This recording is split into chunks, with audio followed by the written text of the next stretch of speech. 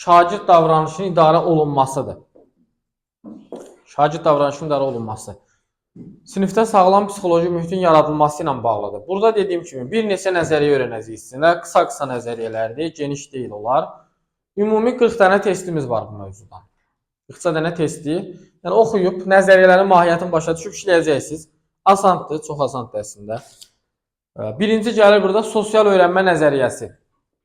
Sosial öyrənmə nəzəriyyəsi Banduranın nəzəriyyəsidir. Yəni Albert Bandura tərəfindən yaradılıbdır. Sosial öyrənmə nəzəriyyəsinə baxmazdan əvvəl gəlin birinci burada bu hekayəni oxuyaq. Deyir, əvvəlcə düşünün, uşaq vaxtı velosiped sürməyi necə öyrənmisiniz? Yəqin ki, bunun üçün sinifə xüsusi dərslər və ya geniş təlimatlar almamışsınız. Yəni gedib hardasa oxuyub, yəni velosiped sürməyi öyrənməmisiniz. Bu bacarığa yiyələnmək üçün mütləq şəkildə başqalarını velosiped sürərkən görmüşük və onların hərəkətlərini təkrarlamağa başlamışıq və onlar da müəyyən təlimatlar verib, biz də buna əsasən öyrənmişik. Yəni, bu deməkdir ki, biz hər hansı yeni bir biliyə, bacarığa yiyələnərkən onu başqalarından görərək öyrənirik təbii ki və bu bizim üçün daha rahat, daha asan olur. Sosial öyrənmə nəzəriyyəsində Banduranın əsas irəli sürdüyü xüsusiyyət nədir? O deyir ki, müşahidə əsaslı öyrənmə vacibdir. Müşahidə əsaslı. Müşahidə əsaslı öyrənmə nədir? Bayaq dediyimiz kimi, müşahidə edərək, görərək, başqalarının fəaliyyətinə baxıb, onun əsasında öyrənmə əldə etmək. Müşahidə əsaslı öyrənmə budur. Baxın, misal üçün, burada belə bir şəkillər var. Burada, baxın, uşaq nə edir? Atasına baxır və onun göstərdiyi davranışı sadəcə təkrarlayır. Atası burada üzünü təmizləyir. O da onun kimi üzünü başlayır şampunlamağa, güya ki, olmayan sülərini qırxacaq.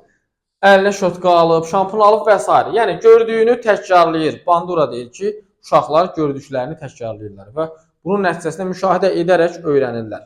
Eyni ilə də digər şəkildə olduğu kimi. Baxın, bu şəkilə baxsaq görərik ki, burada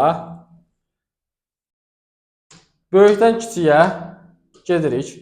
Deyək ki, misal üçün bu atadır, anaya qışqırır, ana uşağa qışqırır, uşaq da əlini alıb çəkici neyinir?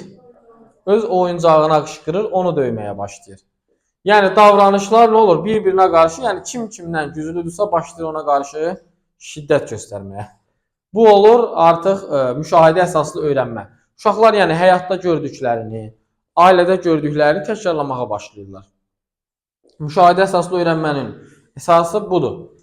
Banduranın dediyi budur. Məsələn, uşaqlar görürsünüz, pis davranışlar göstərirlər bəzən. Gəlirlər sinifdə elə bir hərəkət edirlər ki, müəllim deyir, bu uşaq bunu hardan öyrənibdir, necə öyrənibdir yəni davranışı. Baxır, misal üçün, gecə cizgi filminə, şiddətli cizgi filmləri olur, oradaşları təkrarlayır və ya kinolara baxır, orada gördüklərini təkrarlayır. Baxın, budur müşahidə əsaslı öyrənmə. Baxır, misal üçün, kinoya, orada gördüyü şeyləri təkrarlayır. Hörümçək adamına baxır, görür ki, dırmaşır binanın başına o.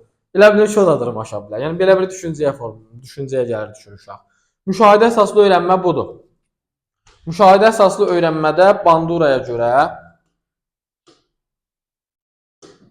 3 əsas model var. Bandura müşahidə əsaslı öyrənmənin 3 əsas modelini müəyyənləşdiribdir. Birincisi canlı modeldir. Yəni, canlı model kimdir? İnsanlar, digər insanları canlı olaraq müşahidə edərək öyrənmə. Bu canlı modeldir. İkincisi simvolik modeldir. Artıq burada bayaq dediyim kimi filmlər, televiziya, YouTube və s. kimi sosial şəbəkələrdən baxaraq izləyir və görür, başlayır təkrarlamağa. Və bir də sözlü təlimat modeli var. Bu da bildiyimiz kimi davranışla bağlı təlimat vasitəsi öyrənməkdir. Başqasının verdiyi təlimatlar, o psixomotor taksonomiyada manipulyasiya vardı, idarə edirdi. Onun kimi yəni burada da təlimatlarla şagirdlərin davranışlarına təsir göstərmək mümkündür. Deməli, 3 əsas model, canlı model, simvolik model və sözlü təlimat modeli. Canlı model insanlardır, simvolik model filmlər, kinolar, televiziyalardır, sözlü təlimat modeli isə sözlü şəkildə bir təlimat verməkdir. Belə, daha sonra Bandura 4 əsas fikir irəli sürür. Müşahidə əsaslı öyrənmə ilə bağlı. Bunlardan birincisi diqqətdir. Yəni sən davranışı qavramaq üçün birinci nə etməlisən? Diqqətlə izləməlisən, müşahidə etməlisən. Diqqətlə izlədikdən sonra həmin davranışları özündə saxlamalısan, yəni yadında saxlayırsan nəyin necə olduğunu və üçüncü addım tətbiqdir. Tətbiq edirsən, yəni reproduksiya tətbiqdir burada. Tətbiq, reproduksiya adlanır. Artıq tətbiq edirsən. Diqqət, saxlama, gördüklərini müşahidə nəticəsində diqqətli izləyərək özündə saxlayırsan məlumatları, nəyi necə edildiyini anlayırsan və sonra onu tətbiq etməyə başlayırsan. Reproduksiya. Motivasiya nədir burada? Motivasiya artıq şagirdin başqalarının davranışından motivasiya almasıdır. Misal üçün, deyək şagirdin biri gecikibdir dərsə, müəllim onu danlayır. Mənfi nəticəsini şagird görür və düşünür ki, gərək mən dərsə gecikməyim. Birdən müəllim məni də danlayar. Bu motivasiyadır. Və ya görür ki, yoldaşı dərsə yaxşı hazırlaşdığına görə müəllim onu tərifləyir. Düşünür ki, mən də dərsə yaxşı hazırlaşsam, müəllim məni də tərifləyər. Bu da onun üçün yəni, müsbət bir motivasiyadır. Bu iki dediyim məsələ motivasiyadır. Müsbət şeylərdən də götürə bilər təbii ki şagird, mənfi şeylərdən də özünə bir sözdən dərs çıxara bilər. Bu da adlanır müşahidə əsasında motivasiya. Motivasiyanın qazanılması. Belə, Banduranın nəzəriyyəsi bu qədər. Yəni testlərdə müşahidə ilə bağlı bir şey görəndə Bandura nəzəriyyəsini bilin ki, izləmək, baxmaq və davranışları təkrarlamaq. Digər nəzəriyyəmiz, burada baxın, misal üçün bu da müşahidə ilə bağlı bir şəkildir. Görürsünüz, uşaq nə edir burada? Sizcə nə edir? Bəli, anasının paltarlarını geyinib, burada dikdabanlar geyinib məsələn. Əlində güzgü var, özünə baxır. Şlyapasını falan qoyub. Buradan da bu da yəqin atasıdır. Baxır ki, nə edir bu uşaq belə? Anadır o. Ata yox ki, hə? Yığıb saçın, hə, siz bilərsiniz. Yəqin ki, anadır. Papaq da ola bilər başında, amma papaq deyil. Bu onun anasıdır deyək. Baxır görür, deyir, nənəm demiş, məəttəl qalıb ki, bu uşaq nə edir belə? Burada da baxın, nə deyirlər ona, malzəmələr deyirlər. Makyaj malzəmələridir da. Sonra, behaviorizm nəzəriyyələri, operant şərtlənmə nəzəriyyəsi. Behaviorizm nəzəriyyəsi özü geniş bir nəzəriyyədir. Operant şərtlənmə də onun qollarından biridir, behaviorizm nəzəriyyəsinin. Burada əsasən davranışların şərti bir xüsusiyyət olduğunu vurğulayır behavioristlər. Onlar deyir ki, davranış dəyişdirilə bilən, başqa bir davranışla əvəz edilə bilən və ya bir də nə deyirdi? Yeni bir davranışla əvəz oluna biləndir, yəni, bəli. Xarici stimullar. Burada əsas davranışda xarici stimullar əsasdır. Yəni, bunlar deyir ki, davranış şərtin, şəraitin nəticəsidir. Biz şərti, şəraiti necə qursaq, şagirdlərin də, uşaqların da davranışı ona əsasən dəyişəcək. Misal üçün, bir müəllim dərs keçir sinifdə, bütün sinif qaynayır, səs-küylüdür, danışırlar, deyib gülürlər, qışqırırlar. Bu müəllim çıxır, digər bir müəllim girir sinifə, uşaqlar nə edir? Hamısı sakitcə dayanır.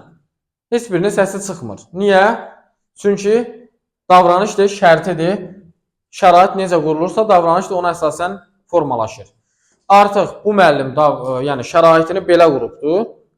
Uşaqlar buna uyğunlaşıb. Digər müəllim də elə qurub ona uyğunlaşıbdır.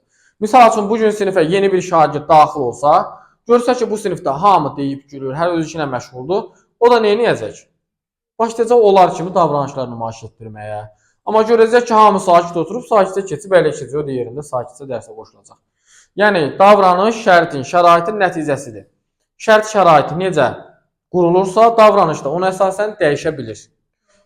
Behavioristlərin, bəli, baxın, bir neçə araşdırmaları var. İnsanlar və heyvanlar üzərində araşdırmalar aparıblar. Heyvanlar üzərində, məsələn, itlə bağlı olan araşdırmaları demişdim onu sizə. İtlə bağlı biologiyada var əslində bu, şərti reflekslərlə bağlı. Biologiya müəllimi yoxdur aranızda yəqin ki. Siz biologiyasınız da. Kimya biologiya. Hə, baxın, nədir burada?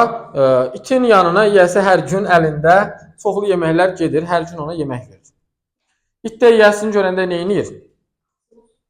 Ağzından su axır, ifraz olunur, yəni su ifraz olunur hər dəfə yiyəsini görəndə, həm də hürməyə başlayır. Yiyəsini uzaqdan görsə belə hürməyə başlayır. Yəni ləbeç ona yemək gətirir, yiyəsi də hər dəfə ona yemək gətirir. Artıq bir neçə dəfədən sonra yiyəsi ona yemək gətirmir. Gəlir itin yanına, əlində yemək olmur, yəni əli boş gəlir.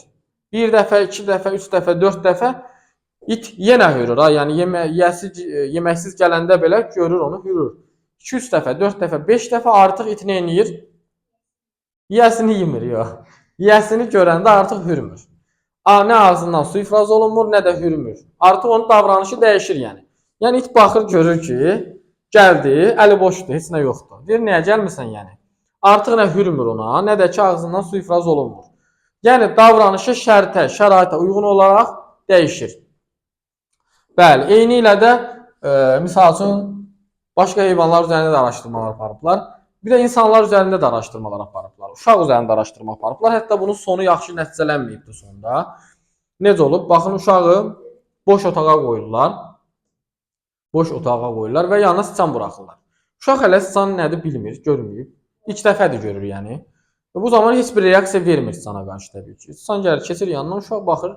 Yəni də nə bilir ki, nədir o? Bilmir ki, siçan nədir, necə olur? Qorxu hissi keçirmir heç bir qorxu hissi. Növbəti dəfə siçanı uşağın yanına buraxanda iki əşyanı bir-birinə vurub möhkəm səs çıxarırlar. Uşaq siçanı görən kimi neyinir? Diksinir təbii ki, qorxur. Və artıq onun davranışı dəyişdi. Növbəti dəfə siçanı buraxırlar uşağın yanına və bu zaman heç bir səs çıxartmırlar. Artıq uşaq neyinir? Siçanı görən kimi qorxur. Yəni davranışı artıq dəyişdi. O nə vaxt siçanı görsə qorxacaq. Bu şəkildə yəni davranışın dəyişə bilən olduğunu araşdırıblar. Sadəcə, baxın, bu araşdırmanı aparan alim uşağı yəni alıbdı, deyəsən körpələr evindən götürüb və ya valideynlərlə alıb, bilmirəm, bu yadından çıxıb tam şəkildə. Uşağı alır, amma sonra heç bir psixoloji yardım göstərmədən də yəni aldıqları yerə qaytarıb verirlər və nəticədə uşaq da təbii ki, qorxu hissi keçiribdi körpəlikdə. O Piaget deyirdi. Uşaqlar dedi, hər cür təşvişdən, qorxudan uzaq saxlayın. Uşaq qorxu hissi keçirir və 7-8 yaşına çatanda artıq dünyasını dəyişir. Bəli, dünyasını dəyişir, çünki müəyyən qorxu hissi yəqin ki, ona travmalar səbəb olur. Düzdür, indi uşağın niyə dünyasını dəyişdiyini tam şərhlaslamırlar, amma çox güman ki, o qorxu hissinə görə yəni dünyasını dəyişir. Bu və ya digər xüsusiyyətlərinə görə operant şərtlənmə nəzəriyyəsi biraz behaviorizm nəzəriyyəsi tənqid olunur. Amma bir də behaviorizm nəzəriyyəsinə görə heç bir zehni fərqliliklər nəzərə alınmır. Burada bir alim var, deyir ki, mənə bir uşaq verin, heç nə bacarmasın, heç nə bilməsin. Və bir peşə adı deyin. Deyin, misal üçün, müəllim, həkim, nə bilim, polis və ya usta və s. Mən sizə deyir, həmin peşə yiyəsi edib o uşağı geri qaytaracam. Yəni, onun hansısa xüsusiyyətinə, özəlliyinə, intellektinə ehtiyac yoxdur. Şəraiti elə quracam ki, o sabah həkim olacaq və ya polis olacaq. Yəni, onlar əsasən davranışın şərti refleksiyanın olduğunu düşünürdülər və bunu da təsdiqləmişdilər təbii ki. Kənardan gələn stimullar, bəli. Əsas deyir, qayda, qanun, şərt, şərait necədirsə, davranış da ona əsasən dəyişir. Yəni, bu xüsusiyyətlərinə görə, zehni fərqlilikləri nəzərə almadığına görə behaviorizm nəzəriyyəsi tənqidə məruz qaldı digər alimlər tərəfindən. Belə. Amma, yəni, digər bir tərəfdən yəni doğruluğu var təbii ki, davranış şərti reflekslərlə dəyişə bilir. Kənardan gələn stimullarla dəyişə bilir. Bəli. Biz burada əsas nəyə öyrənəcəyik? Operant şərtlənmə nəzəriyyəsini. Burada mükafatlandırma və cəzalandırmalar var. Məsələn, burada görün nə olur? Uşaq kitab oxuyur, yəni dərslərini oxuduğuna görə valideyni nə edir? Ona hədiyyə alıb, mükafatlandırır yəni. Uşaq da sevinir. Bu, müsbət gücləndirmədir. Burada isə yeməyə qalıb burada. Bu nə edir? Telefonla oynayır. Valideyn də əlini uzadıb ki, ver bura. Bu da necə baxır? Bu, cəzalandırmadır. Negativ cəzalandırmadır ki, sevdiyi bir şeyi əlindən almaq. Sevdiyi bir şey əlindən alır ki, yemək yemirsən, ver telefonu mənə, yeməyi ver. Və bu şəkildə bu olur negativ cəza. Ümumilikdə 4 yerə bölürük biz, indi deyəcəm. Bu cədvəlin hissəsini oxuyacaqsınız, başa düşəcəksiniz. Çox asan bir hissədir, yəni. Mükafatlandırma və cəzalandırmadan danışırıq burada. Ümumiyyətlə, behaviorizm nəzəriyyəsi, operant şərtlənmə nəzəriyyəsi əsasən iki xüsusiyyət əsas götürür. Bir deyir, arzu olunan davranışlar olanda onu gücləndirmək üçün nə edə bilərik? Və arzu olunmayan davranış olanda, yəni pis davranış olanda onu azaltmaq üçün nə edə bilərik? Arzu olunan davranışı gücləndirmək üçün biz təbii ki, mükafatlandırmadan istifadə edirik.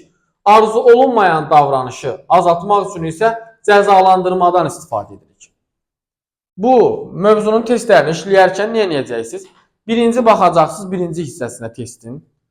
Müəyyənləşdirəcəksiniz ki, bu arzu olunan davranışdırmı yoxsa deyilmi? Arzu olunandırsa, təbii ki, mükafatlandırma götürəcəksiniz cavabda. Arzu olunmayan pis davranışdırsa, o zaman cəzalandırma. Əgər arzu olunan davranışdırsa, artıq cəzalandırmanı siləcəksiniz. Biləcəksiniz ki, burada cəza yoxdur. Yaxşı davranışı mükafatlandırmaq lazımdır, düzdür? Pis davranışda cəzalandırmaq lazımdır.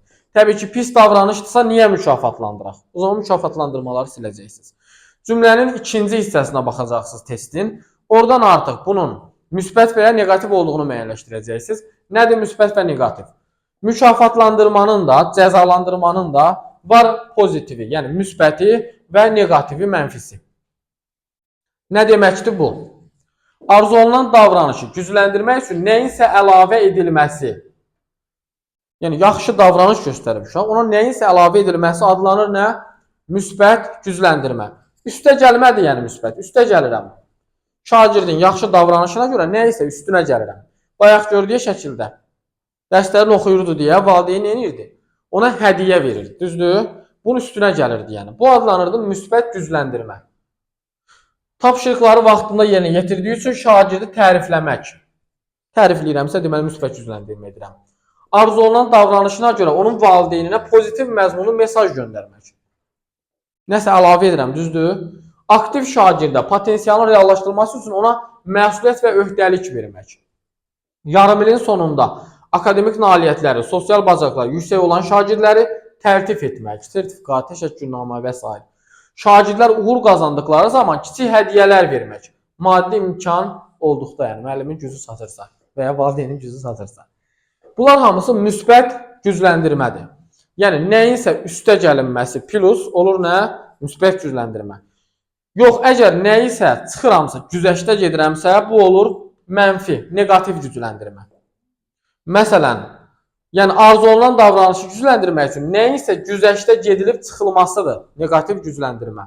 Məsələn, tapşırıqları vaxtında yerinə yetirən şagirdi əlavə tapşırıqlardan azad etmək. Burada artıq azad edirəm şagirdi. Bayaq tapşırıqlarını yerinə yetirdiyinə görə onu mükafatlandıraraq nəsə əlavə bir şey verirdim. Ya tərtifnamə, ya tərif, ya valideyninə tərif. Amma burada nə edirəm? Burada şagirdə güzəştə gedirəm. Güzəştə getdiyimə görə bu nə adlanır? Mənfi gücləndirmə, negativ gücləndirici adlanır. Yəni ki, mən bunu əgər bu şəkildə eləsəm, nə olacaq? Mən bunu bu şəkildə eləsəm, şagird bugün nəsə öyrənmiş olmayacaq. Məsələn, tapşırıqdan azad elədim, tapşırığı həll etmədi. Və nəzərə alsaq ki, davranış getdikcə nə ola bilər? Təkrarlana bilər bu halda. Ona görə negativ gücləndirici adlanır bu. Sonra çalışqan şagirdlərə tapşırıqların təhvil verilmə vaxtında güzəştə getmək. Yenə də digərləri vaxtında verir, o çalışqan olduğuna görə hər zaman. Bir dəfə müəllim ona güzəştə gedir ki, bu dəfə sən vaxtında etməyə də bilərsən, biraz sənə daha artıq vaxt verirəm və s. Artıq güzəştə getməkdir. İl ərzində akademik nailiyyətləri yüksək olan şagirdi yay tapşırıqlarından azad etmək. Yəni, sən il ərzində tapşırıqlarını hər gün eləmirsən, bu dəfə səni azad edirəm. Bu da sənə mükafat olsun. Mükafatdır təbii ki, amma negativ mükafatdır. Mənfidir ki, orada tapşırıq işləməyəcək, geri qalacaq və s. Arzu olunan davranışı sərgiləyən şagirdi sevmədiyi tədbirlərdən azad etmək. Sən bu tədbiri sevmirsən, yəni, bu da həmişə sən yaxşı davranış göstərmirsən, bu dəfə azadsan.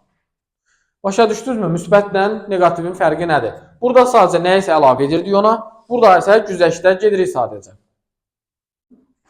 Digəri cəzalandırma yenə eyni ilə ola bilər pozitiv cəza, ola bilər negativ, mənfi cəza. Pozitiv cəzada yenə də müəllim onun üzərinə gələcək nə isə pis davranış. Amma burada arzu olunmayan davranışla bağlıdır. Baxın, arzu olunmayan. Burada arzu olunan davranış idi, yaxşı davranış. Burada arzu olunmayan, təbii ki, cəzadır. Arzu olunmayan davranışı azaltmaq üçün nəyisə əlavə edilməsi müsbət cəza adlanır. Məsələn, sinif qaydalarına əməl etmədiyi halda şagird tənəffüs qaydalar oxutmaq.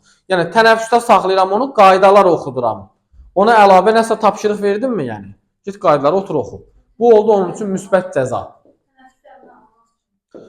Artıq tənəffüsdə ona əlavə nəsə oxutdum. Əgər desək ki, şagird tənəffüsə çıxmağa icazə vermir müəllim ona, negativ cəza olur. Bəli, sadəcə tənəffüsə çıxma, otur orada. Bu olacaq negativ cəza. Amma ona nəsə əlavə bir şey verirəmsə, otur burada, həm də ala bu qaydaları yenidən öyrən. Bu olur müsbət cəza. Bəli. Davamlı olaraq dərsə gecikdiyi halda valideyninə zəng etmək. Əlavə elədim də ona nəyisə. Valideyninə zəng elədim, üstə gəldim. Bayaq misal üçün orada yaxşı davranışa görə zəng edirdim, tərifləyirdim. Burada pis davranışa görə zəng eləyib tərifləmirəm yəni. Bu olur müsbət cəza, üstə gəlirəm. Ev tapşırığını vaxtında təhvil vermədikdə, dərsdən sonra sinifdə saxlayıb ev tapşırığını etdirmək. Yəni deyir, canın çıxsın, neynə? Otur burada dərsdən sonra və gəl tapşırığı işlə. Yəni Lord ilə deyirəm də canın çıxsın. Siz onu ilə başa düşməyin, elə deməyin uşağa. Sinifdə davranış pozuntusu sərgiləyən şagirdlər dərsdən sonra doğru davranışın nə üçün vacib olduğunu uzun müzakirəsini təşkil etmək. Yəni peşman eləyirik ki, sən dərsə gəlməmişdin, hazırlaşmamışdın, uzun-uzun müzakirələr aparırıq. Uzun-uzun səslər atırıq, peşman olur. Necə? Yəni gecikəndə bu qədər oturub məndən danışacaqsan müəllim, qoy gecikməyim də yəni. Bəli, bu olur nə? Artıq müsbət cəzalar. Arzu olunmayan davranışı azaltmaq üçün nəyisə güzəştə gedib çıxılması. Burada da ona yəni çıxır. Deyir, misal üçün, tapşırıqlarını vaxtı-vaxtına yerinə yetirməyən şagirdi sosial tədbirə cəlb etməmək. Yəni, sevir sosial tədbir uşaqlar, maraqlı olar üçün. Amma onu cəlb eləmir, negativ cəza olur bu ona artıq. Əlindən alır.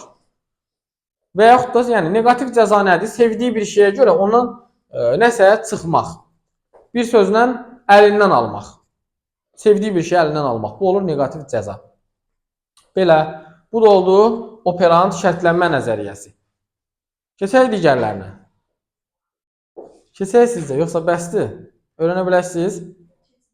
Hə? Oxuyacaqsınız, bəli. Sonra gəlir seçim nəzəriyyəsi. Seçim nəzəriyyəsi nədir? Baxın, burada ümumiyyətlə seçim nəzəriyyəsi William Gleiser tərəfindən hazırlanmış bir nəzəriyyədir. Bu, behaviorizm nəzəriyyəsinin bir sözlə deyə bilərik ki, əksidir.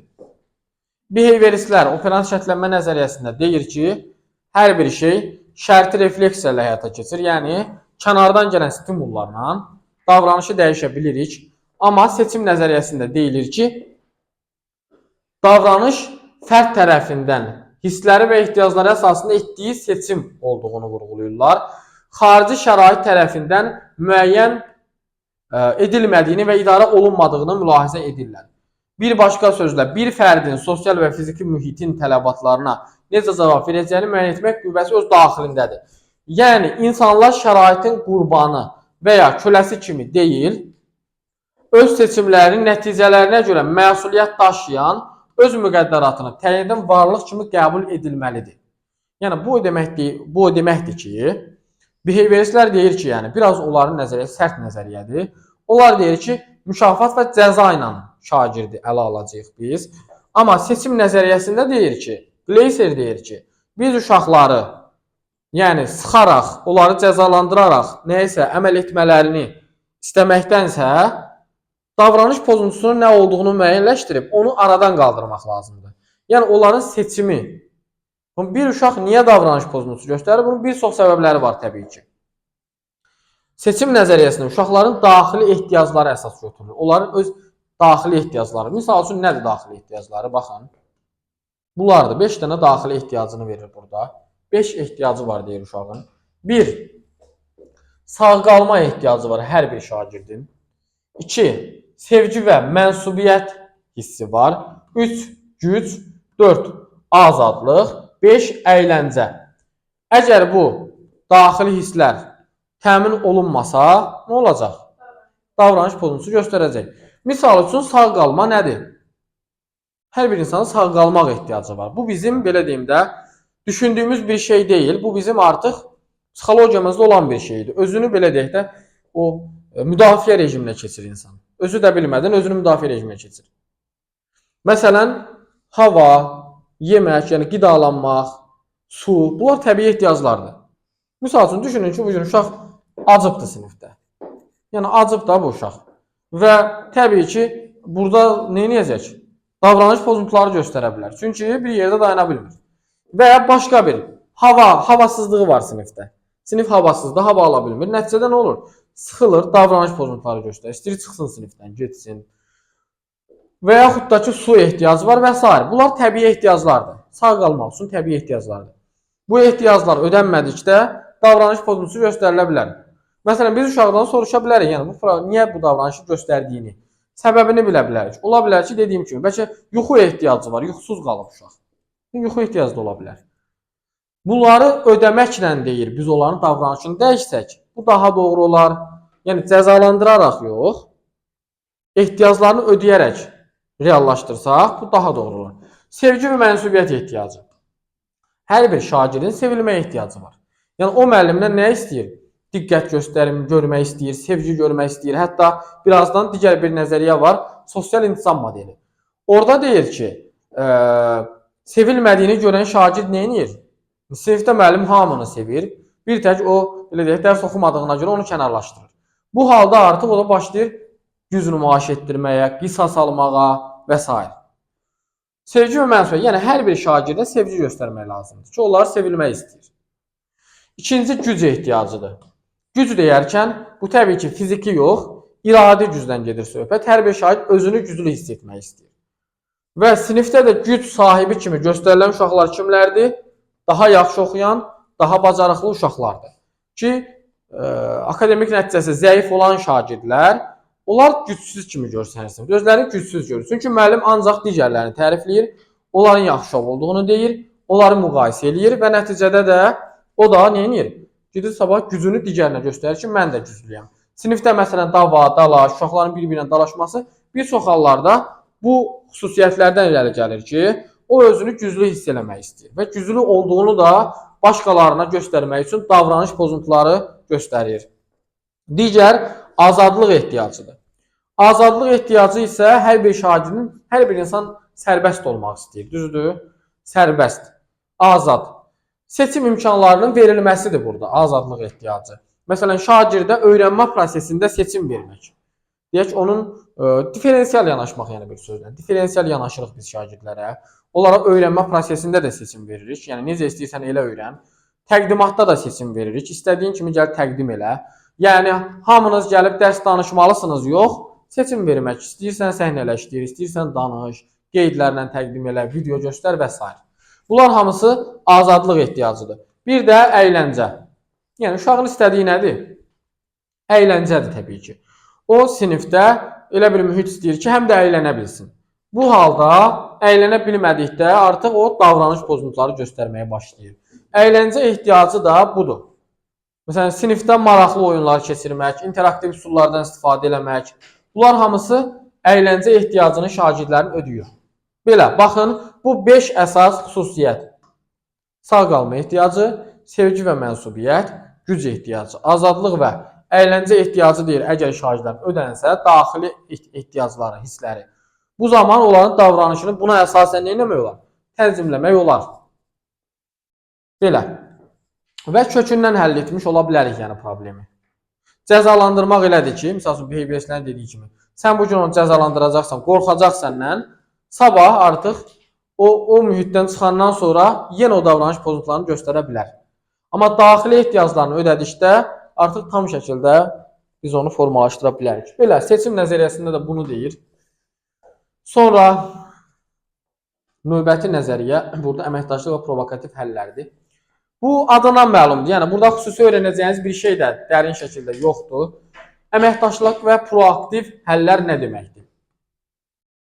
Bu, doktor Ross Greene'nin irəli sürdüyü bir nəzəriyyədir. O deyir ki, o da yəni biraz hardasa digər alim kimi düşünür, seçim nəzəriyyəsini irəli sürən alim kimi düşünür. O da deyir ki, əsasən Nə vacib deyil o qədər də. Cəzalandırma, mükafatlandırma falan yox.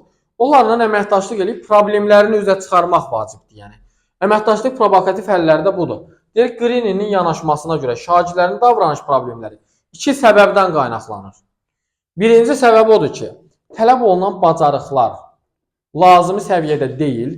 İkinci səbəb odur ki, həll edilməmiş problemlər var. Tələb olunan bacarıq lazımi səviyyədə deyil. Bu nə deməkdir? Yəni, misal üçün, mən şagirdə bir tapşırıq vermişəm, amma şagirdin bu tapşırığı həll etmək üçün potensialı yoxdur. Hələ o səviyyədə deyil, yəni onun bacarığına uyğun deyil, bilik səviyyəsinə uyğun deyil. Bu halda təbii ki, yayınacaq tapşırıqdan və davranış pozuntuları göstərəcək. Və ya həll edilməmiş problemlər, şagirdin hər hansı bir həll edilməmiş problemləri ola bilər. Bu, onun ailəsi ilə bağlı ola bilər, özü ilə bağlı ola bilər, nə bilim, yoldaşları ilə bağlı ola bilər və s. Bu problemləri üzə çıxararaq həll edə bilərik ki, əməkdaşlıq edərək, yəni problemi tam şəkildə aradan qaldıraq. Burada Greene deyir ki, biz 3 əsas addımdan istifadə etməliyik. İlk növbədə əməkdaşlıq üçün empatiya qurmalıyıq, şagirdləri anlamalıyıq. İkinci növbədə problemi müəyyənləşdirməliyik ki, nədir problem? Üçüncü növbədə onlarla əməkdaşlıq edib problemi həll etməyə çalışmalıyıq. Bu qədər. Bu da Ross Greene irəli sürdüyü əməkdaşlıq və proaktiv həllər nəzəriyyəsi adlanır. Sonra sosial intizam modeli. Bu da çox maraqlı bir nəzəriyyədir və psixologiya ilə çox belə deyək də əlaqəli bir mövzudur. Psixologiya mövzusu yəni. Deyir, Avstriyalı psixiatr və pedaqoq Rudolf Dreikurs şagird davranışlarını üzərində tədqiqatlar aparmışdı. O uşaqlarda deyir, xoşa gəlməz davranışın məqsədlərini başa düşmək və doğru tətbiq üçün pragmatik bir metod işləyib hazırlamışdı. Bu metod sosial intizam modeli adlanır. Baxın, bu nəzəriyyənin adı nədir? Sosial intizam modeli. Sosial intizam modelində də deyir ki, cəza və mükafat olmadan əməkdaşlıq davranışın stimullaşdırmağı təklif edir. Yəni, bu da yenə digər alimlər kimi, behavioristlər kimi yox, daha çox əməkdaşlığa üstünlük verir. Burada da yenə əməkdaşlıq deyir, davranışı stimullaşdırır. Baxın, Dreikurs deyir ki, pis davranışın əsas səbəbi sosial qrupa aid olmama hissidir. Bugün uşağın yəni davranış pozuntusu göstərməsinin deyir, əsas səbəbi onun özünü hal-hazırki qrupa aid hiss eləməməsidir. Özünü bu qrupdan hiss eləmir, aid hiss eləyə bilmir ora. Və aid hiss eləyə bilmədikdə də, özünə yer tapa bilmədikdə də səhv məqsədlərə düşür, səhv yanaşmalara düşür. 4 dənə səhv məqsədə düşə bilər uşaq. Nədir bunlar? 4 səhv məqsəd. Birinci, diqqəti cəlb etmək. Uşaq yəni sinifdə özünü aid hiss eləməyəndə sinifə diqqəti cəlb eləməyə çalışır. Diqqəti cəlb eləmək üçün nə edəcək? Təbii ki, başqalarını özü ilə məşğul eləməyə çalışacaq. Başqalarını, yəni müəllimi və yoldaşlarını məşğul etməklə onlardan xüsusi diqqət, qayğı gözləməkdir onun əsas məqsədi. Uşağın məqsədi budur. Məsələn, tez-tez müəllimi çağırır, başa düşdüyü şeylərdə belə müəllimdən kömək istəyir, valideynə tez-tez suallar verir. Məqsədi nədir uşağın? Başqalarından diqqət, qayğı görmək üçün bunu edir. Uşağın inamı nədir? Deyir, mən yalnız diqqət çəkəndə və ya xüsusi qayğı görəndə özümü aid hesab edirəm. Yəni, diqqət cəlb eləməyəndə, xüsusi qayğı görməyəndə özünü aid hiss eləmir. Mən yalnız sənin mənimlə məşğul etdiyim zaman önəmliyəm. Özünü yəni bu cür görür. Uşağın məqsədi budur, inamı budur. Gizli mesaj. Psixoloji olaraq gizli mesaj götürür uşaq burada. Deyir, mənə diqqət yetirin, məni cəlb edin, qoşulmaq istəyirəm. Yəni, müəllimin ona diqqət yetirməsi və onu cəlb etməsi burada əslində çox asan ola bilər. Çünki o gözləyir. Sadəcə özü niyə addım atmır? Çünki yəni müəyyən davranışlar göstərib, müəyyən sözlər deyib. Artıq o deyirləri öz şeyini sındıra bilmir də. Qürurunu sındıra bilmir. O gözləyir ki, neynəsin? Müəllim onu cəlb eləsin, müəllim ona diqqət yetirsin və onu da digər şairlərə qoşsun. Əgər müəllim burada cəhd eləsə, onu da qoşa bilər. Problemin həll yolları verilib burada. İlk növbədə birinci addım nədir? Diqqəti minimuma endirmək. Yəni bu halları görən kimi tez qaçıb uşağın yanına nəsə eləmək doğru deyil təbii ki. Diqqəti birinci minimuma endirmək lazımdır. Deyir, davranışa məhəl qoymayın, yaxınlıqda durun, qeyd götürün. Yəni izləyin, görün şagird bunu bu davranışları niyə göstərir. İkinci, şagirdin diqqətini yayındırın. Fəaliyyəti dəyişdirin, sual verin, jest edin və s. Yəni onun davranışını dəyişdirməyə çalışın ki, nəsə bir iş görsə onun fəaliyyətini dəyişdirin. Sual verin, müəyyən bir jest edin. Üçüncü, uşağın davranışını dəstəkləyin. Təşəkkür edin, təbrik edin və s. Yəni biz onun fəaliyyətini dəyişdikdən sonra bunu edəcəyik yəni. Ona nəsə başqa bir tapşırıq verəcəyik, iş verəcəyik və o hər işi gördükcə nə edəcəyik? Təşəkkür eləyəcəyik, maraqlı nəsə stikerlər verəcəyik, o nəsin? O cəlb olunsun. Yəni görsün ki, müəllim onu istəyir, cəlb eləməyə çalışır. Şagirdi hərəkət etdirin deyir. Şagirddən başqa oturacaqda oturmasını xahiş edin. Şagirdi düşüncə kreslosuna göndərin. Görmüsünüz, eşitmişsiniz belə bir şey, düşüncə kreslosu. Görməmisiniz? Məsələn, bağçalarda olur belə kreslo, düşüncə kreslosu olur. Yəni uşaq oturur orada, davranışı ilə bağlı nələrsə düşünür, bəli. Öz davranışına bağlı nələrsə düşünür. Şagird düşüncə kreslosuna göndərin deyir. Belə, bu şəkildə həll yollarını istifadə edə bilərik. Necə? Hə, ola bilər pis davranış göstərsin. O zaman onu ən sonda göndərir ki, artıq özü düşünsün. Yəni burada bu 3 addımı həyata keçirəndən sonra 4-cü addımı həyata keçiririk. Güc nümayiş etdirmək. Bu da səhv məqsədlərdən biri də güc nümayiş etdirməkdir. Uşağın məqsədi burada nədir? Güc nümayiş etdirməklə nüfuz qazanmağa çalışmaq. Bayaq dedik orada güc ehtiyacı. Baxın, o güc ehtiyacı ödənmədikdə uşağın, özünü güclü hiss eləməyəndə neynir? Təbii ki, güc nümayiş etdirməklə nüfuz qazanmağa çalışır. Uşağın inancı burada, mən yalnız nüfuzlu olduğum, vəziyyətə nəzarət etdiyim və ya heç kimin mənim üzərimdə nüfuz sahibi ola bilməyəcəyini sübut etdiyim zaman özümü mənsub hesab edirəm. Yəni, şagird niyə gedir başqası ilə dalaşır, niyə onu vurur, niyə ona gücünü göstərir? Çünki elə bilir ki, o güc göstərəndə insanlar onu güclü görür, o özünü sinifdə təsdiqləmiş olur bir sözlə. Yəni, müəllim ancaq bu arada psixoloji münasibətləri düzgün göstərməsə, məsələn, ancaq yaxşı oxuyan şagirdləri tərifləsə, onlara yaxşı sözlər desə, onları sinifdə daha güclü nümayiş etdirsə, yəni o birisi də nə edəcək? Tənəffüsə çıxan kimi deyəcək ki, görün bura, kimdir güclü? Sən yoxsa mənəm. Və nəticədə başlayacaqlar dalaşmağa. O yazıq təriflənən uşaq da bala gedəcək. Bullyingə məruz qalacaq. Gizli mesaj nədir? Mənə kömək edin, mənə seçimlər verin, özümü bacarıqlı hiss etmək istəyirəm. Yəni, o da özünü sinifdə bacarıqlı hiss etmək istəyir. Buna görə güc nümayiş etdirir. Həll yolları da burada verilibdir. Oxuyarsınız həll yollarında. Deyir, baxaq bir neçəsinə. Soyuqqanlığı qoruyun, gərginlik və ya qarşı durmadan yayının ilk növbədə. Çünki güc nümayiş etdirməkdə davadalaşmır da. Davranışlarla mütləq razılaşmadan perspektivlərini, hisslərini və ya narahatlıqlarını tanıyın. Yəni, hə, sən yaxşı edirsən, doğru edirsən yanaşmasında yox. Amma sadəcə onun hisslərini qəbul edin ki, mən səni başa düşürəm. Niyə belə elədiyini misal üçün anlayıram yanaşmasında olmaq. Time out'dan istifadə edin. Nədir time out? Vaxt vermək, yəni düşünmək üçün, müəyyən sakitləşmək üçün vaxt vermək. Fərdi söhbət burada ən yaxşı seçimlərdən biridir. Yəni, nə edirik? Fərdi söhbət aparırıq uşaqla, hamının içində yox, tək başına. Ona bu addımın, situasiyanın nəyə gətirib çıxaracağını başa sala bilərik və dağıdıcı davranışın nəticələrini aydın şəkildə təsvir edin, ədalətli və ardıcıl olun. Nəticələrini yəni uşağa göstərir ki, sonda nə ilə nəticələnə bilər, güc nümayiş etdirmək. Belə, bu şəkildə, bu yollarla biz nə edirik? İşimizi icra edirik. Üçüncü səhv məqsəd nədir? Qisas almaq. Uşağın məqsədi qisas almaqda əvəzini çıxmaqdır. Əvəz çıxmağa çalışır. Uşağın inancı nədir? Özüm incinəndə başqalarını da incidirəm. Mən bəyənilə və sevilə bilmirəm. Gizli mesaj. Mənə kömək et. İncimişəm. Hisslərimi qəbul et. Mən sayıldığımı hiss etmək istəyirəm. Yəni baxın, misal üçün deyək uşaqlar dalaşıb. Və ya müəllim uşağa nəsə bir dərs prosesində acı bir söz deyib, onu danlayıb.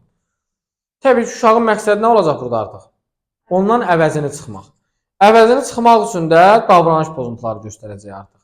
Əvəzini çıxmaq üçün. Və bu cür eləyəndə bəyənildiyini düşünəcək təbii ki. Baxın, deyir, özüm inciləndə başqalarını da incidirəm. Artıq burada necə yanaşır? Biraz egoist yanaşır. Deyir, özüm inciləndə başqalarını da incidirəm. Mənə deyir, kömək edin, incimişəm.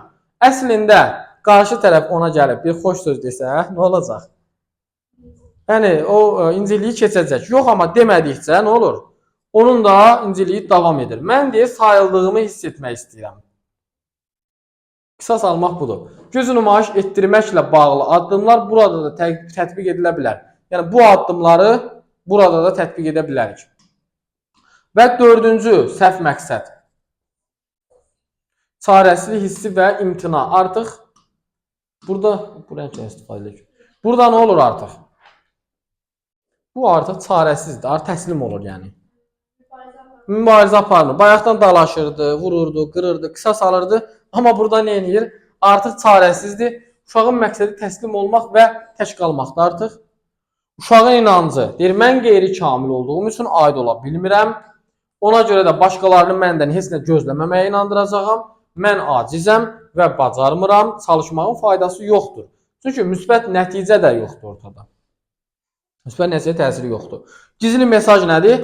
Mənə öhdəsindən gələ biləcəyim kiçik addımlar göstərin. Uğurlarımı vurğulayın. Özümü olduğum kimi qəbul etməliyəm. Cəsarətləndirilməyə ehtiyacım var. Yəni, bir şagirdin bacarıqları zəifdir deyək, düzdür? O zəif şagirdi. Yox, sən belə olmalısan, elə olmalısan, mütləq sən bunu öyrənməlisən və s. kimi yox. Bu cür yanaşma göstərəndə o da özünü qeyri-kamil hiss. Yəni, öyrənə bilmir, bacarmır və nəticədə ruhdan da düşür. Amma ona biz bacara biləcəyi kiçik addımlar versək, öz potensialına uyğun və hər addımından sonra da onu tərifləsək, təbii ki, işinə uyğun tərifləməkdən gedir söhbət, emosional yox. İşinə uyğun tərifləsək, uğurlarını vurğulasaq, təşviq eləsək onu fəaliyyətə, nəticədə görərək ki, o uşaq da zaman-zaman nələrsə eləyir, nələrsə əldə edir. Bəli, cəsarətləndirməliyik yəni biz onları. Problemin həll yolları nədir? Təlim metodlarını dəyişdirin. Bayaq dediyim kimi, ola bilər ki, o uşağın verdiyimiz tapşırıqlar, xüsusiyyətlər onun üçün deyil, onun üçün çətindir. Metodlarımızı dəyişə bilərik. Hər dəfə bir addım öyrədin. Hər dəfə bir dənə addım öyrədərək, zaman-zaman, yəni heç nə öyrənməməkdənsə, hər dəfə bir addım öyrədib, onu təkmilləşdirə bilərik. Fərdi dəstək verin, tək başına köməklik göstərir. Uşağın özünə müsbətləri təlqin etmək öyrədin. Yəni, sən özündəki müsbətləri gör mənasında. Niyə ancaq mənfilərə köklənirsən? Özündəki müsbətləri də gör. Sən bunu bacarmırsan, amma bunu bacarırsan. Sənin bu bacarığın yoxdur, amma bu bacarığın var. Yoldaşların bunu bacarır, amma sənin başqa bir istedadın var. Bu şəkildə ona özünə, bir sözlə, müsbətləri təlqin etməyi öyrədirik. Səhvlərdən doğru nəticə çıxarmağı təmin edin. Yəni, səhv etməkdən qorxutmayın, səhvlərindən öyrənsinlər. Bu şəkildə. Bu da adlanır sosial intizam modeli. Bu 4 məqsəddən birini görsəz, bunların həll yolları falan bilin ki, söhbət hansı nəzərdən gedir? Sosial intizam modelindən gedir.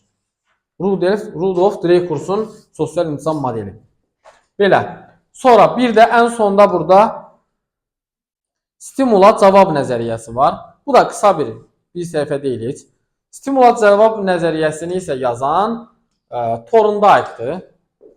Thorndike tərəfindən təklif olunan prinsiplərin icmalı. Thorndike'ın nəzəriyyəsində əsasən öyrənmə, stimul və cavab arasında əlaqələrin möhkəmləndirilməsinin nəticəsidir. Baxın, burada 4 dənə əsas qanun var. Bu nəzərin əsas prinsipləri bunlardır. 4 təsir qanunu var. Birinci qanun təsir qanunu adlanır. Yəni, burada müsbət nəticələrdən sonra gələn cavabların təkrarlanma ehtimalı daha yüksəlir. Mənfi nəticələrin ardınca gələn cavabların təkrarlanma ehtimalı isə azalır. Yəni, bir-birinə təsirindən danışır. Müsbətdən sonra artıq şagird onun müsbət nəticəsini görəndən sonra müsbətləri artırır. Davranışın mənfi nəticəsini görəndən sonra isə o mənfiləri azaldır. Təsir qanunu budur. İkinci qanun hazırlıq qanunudur. Yəni öyrənməyə şagirdin hazır olması. Öyrənmə deyir o zaman ən təsirli olur ki, şagird öyrənməyə hazırdır və buna həvəslidir. Şagirdin özünün hazır və həvəsli olması. Üçüncü qanun məşq qanunudur. Öyrənmə təkrar və məşq yolu ilə baş verir. Yəni, bəli, öyrəndiklərini təkrar edərək, refleks edərək, möhkəmləndirərək öyrənməsi. Və çox saylı reaksiyalar qanunu. Verilmiş stimula tez-tez çoxsaylı reaksiyalar olur və öyrənmə müvafiq reaksiya ilə stimul arasında əlaqənin gücləndirilməsi ilə baş verir. Şagirdlərin davranışlarına reaksiyalar vermək, tez-tez yəni reaksiyalar bildirmək, yaxşı və ya pis davranışlarına nəticədə nə olur? Onun artıq davranışlarının dəyişməsinə gətirib çıxarır və ya yaxşı davranışdırsa təkrarlanmasına gətirib çıxarır. Bu nəzəriyyədə də 4 dənə qanun, təsir qanunu, hazırlıq, məşq və çoxsaylı reaksiyalar qanununu öyrənəcəksiniz. 4 qanun. Belə bu qədər. Bu bizim yeni mövzularımızdır və ən sonuncu elə mövzularımızdır ki, oxuyacaqsınız. Və bunların testlərini işləyəcəksiniz. Maraqlı və asan testləri var. Yəni çətin deyil. Misal üçün bir dənəsinə baxaq, gəlin.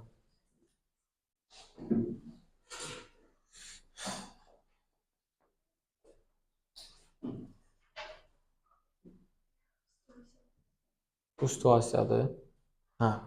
Məsələn, mükafatlandırma ilə bağlı, mükafat və cəza ilə bağlı. Bunlar rahatdır, bunların testi. 39.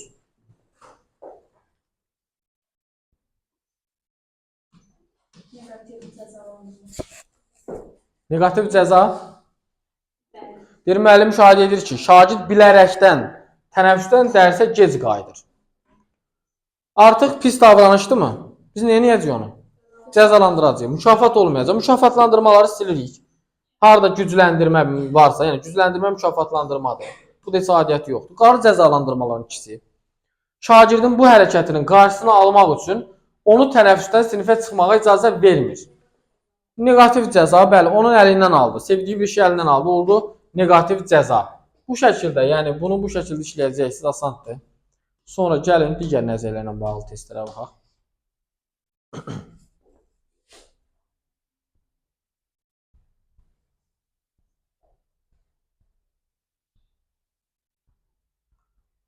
Bir.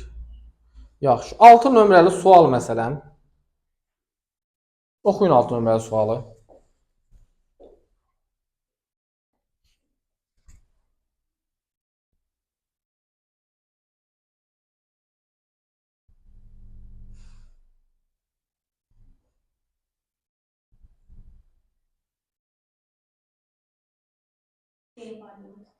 Nə?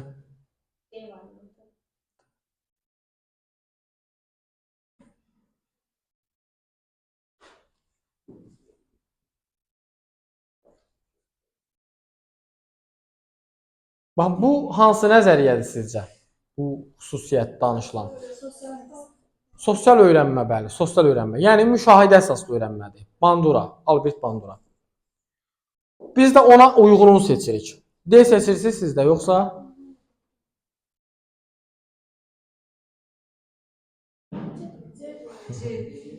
C. C də deyir ki, müəllim şagirdin ehtiyaclarını nəzərə alaraq, baxın, Banduranın nəzəriyyəsində ehtiyacdan danışmır. Ehtiyac seçim nəzəriyyəsindədir, seçim. O daxili ehtiyaclarını, əyləncə, sevinç və s. C deyil. C deyil. B-də deyir ki, şagirdi həftə sonu gedək-gəldə məhrum edə bilər. Bu cəzalandırmadır, Bandura şeyə aiddir, nədir, operan şərtlənməyə. Yenə göz ardı etməkdə də aid deyil müşahidə əsaslı öyrənməyə. Tək saxlaya bilər, bu da cəzadır onun üçün. Cavab D bəndidir, bəli. Müəllimdir, valideynlə əməkdaşlıq edib bir müddət şagirdin gün rejimini dəyişməsi üçün oyunlardan çox rəsm fəaliyyətinə cəlb etməyi təklif edə bilər. Yəni, müşahidə edib görürük ki, şagird evdə davranışları necədir? Bu davranışın da səbəbi nədir? Oyunlar, şiddətli oyunlardır. Şiddətin yaranmasının səbəbi oyunlardır. O oyunu dəyişib rəsm fəaliyyəti ilə əvəz edirik ki, davranış da dəyişsin, müşahidə əsaslı. Bu səbəbdən cavab D bəndi olacaq. Belə, çətin deyil ki. Yox, çətin deyil. Sadəcə diqqətli olursunuz, oxuyursunuz. Bu da Banduradır. Seçim nəzəriyyəsi. Birinci suala baxın. Məntiqlə çox rahatdır. Yadınızda qaldısa.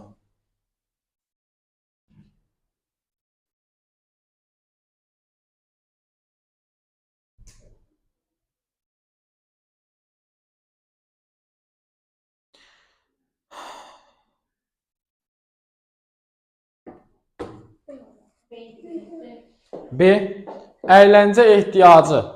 Bəli, əyləncə ehtiyacının müəyyənləşdirilməsi. Bu olur həmin o seçim nəzəriyyəsi. Belə, bu testləri işləyəcəksiniz.